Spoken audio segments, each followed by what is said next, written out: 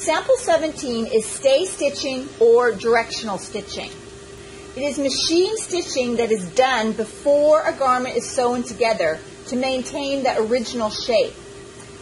This is used often on curves like necklines, also on princess seams,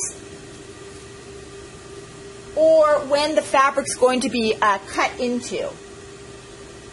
How this is completed: if your pattern calls for you to stay stitch, it will tell you to stay stitch.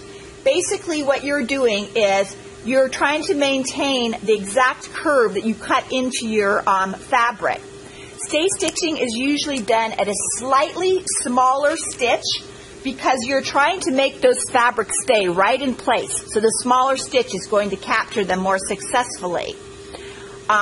Also, you do not back stitch. It is simply stitching right to the fabric. Stay stitching is usually done in the seam allowance, so it's at a smaller seam allowance than the 5/8. If your permanent seam was at 5/8, you would stay stitch at a 1/2 inch. So again, there's no back stitching. On a neckline, you usually start at the outer edge and you sew towards the middle.